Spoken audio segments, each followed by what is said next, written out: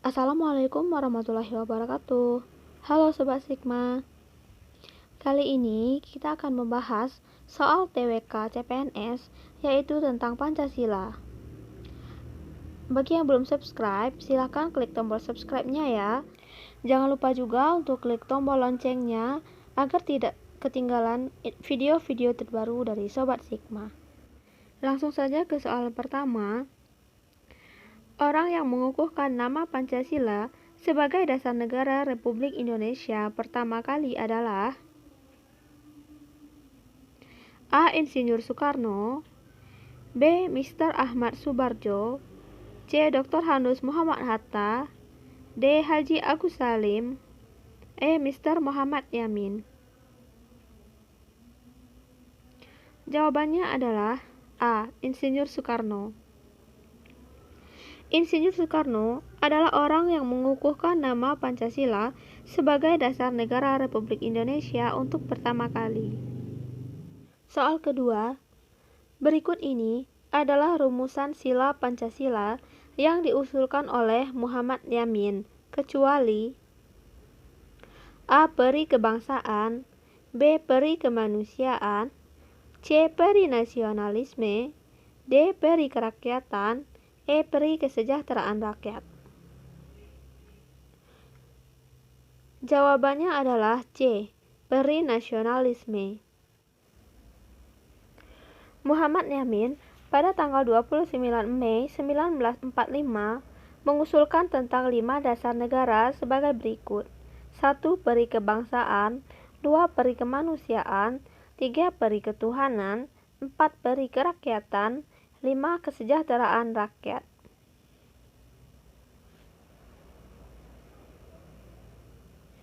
Selanjutnya, upaya pemerintah dalam meningkatkan pengamalan Pancasila untuk memantapkan persatuan bangsa adalah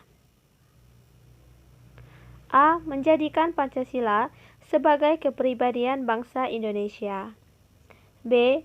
Melaksanakan pembangunan nasional yang menyeluruh dan terpadu, C.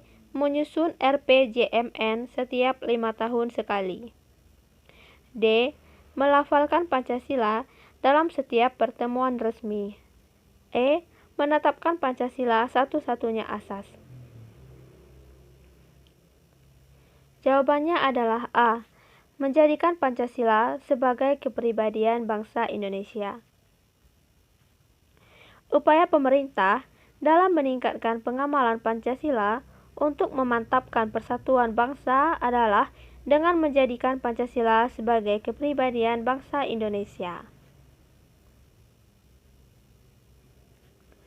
Pancasila mempunyai peranan sebagai paradigma pembangunan nasional. Maksudnya adalah A. Pertumbuhan yang harus dibangun dari kemajuan yang akan datang, B. Pancasila menjadi dasar segala aspek pembangunan di Indonesia, C. Pancasila menjadi penentu pembangunan yang dilakukan Indonesia, D. Pembangunan tanpa melibatkan pihak luar, E. Pembangunan harus merata sampai pelosok. Jawabannya adalah B. Pancasila menjadi dasar segala aspek pembangunan di Indonesia. Pancasila sebagai dasar segala aspek pembangunan di Indonesia, sehingga segala bentuk pembangunan tidak boleh menyalahi nilai-nilai yang terkandung di dalam Pancasila. 5. Pancasila memenuhi syarat sebagai stat fundamental norm karena tercantum di dalam pembukaan Undang-Undang Dasar 1945.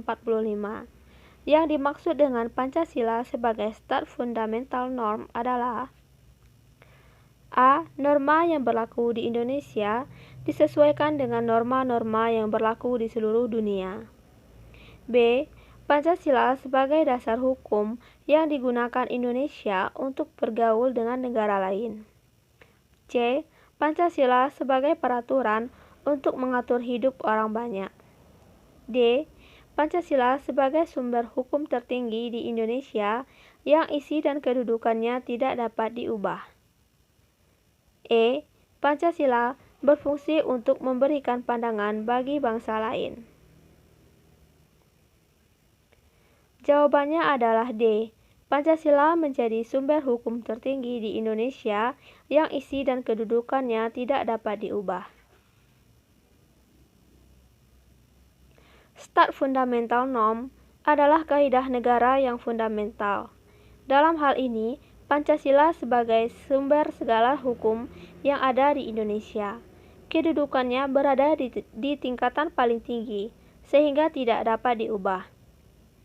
Teori stat fundamental norm dikembangkan oleh Han Naulowski, seorang ahli hukum berasal dari Jerman.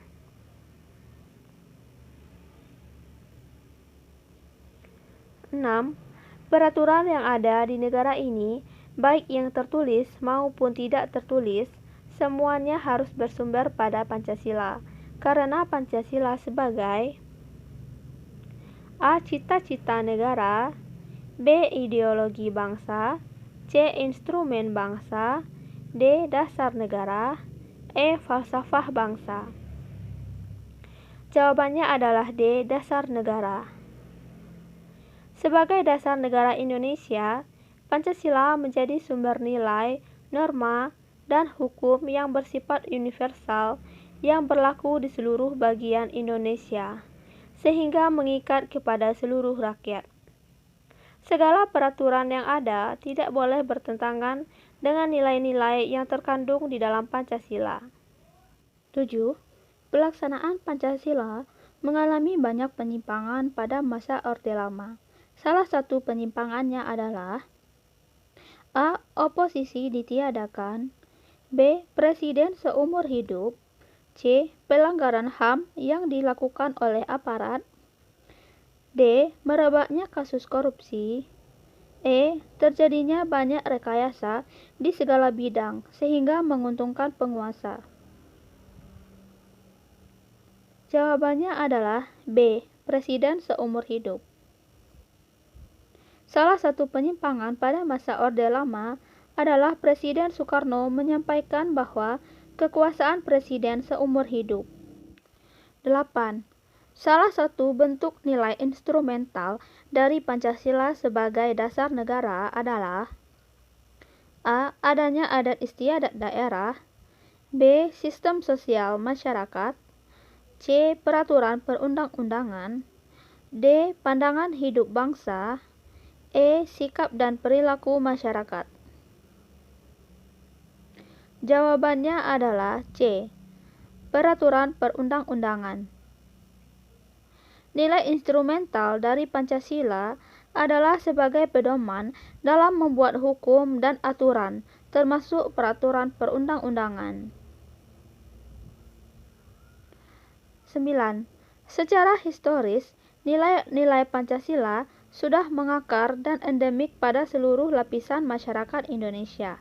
Nilai tersebut adalah A. Kebersamaan, B. Kekeluargaan, C. Saling percaya, D. Gotong royong, E. Religius.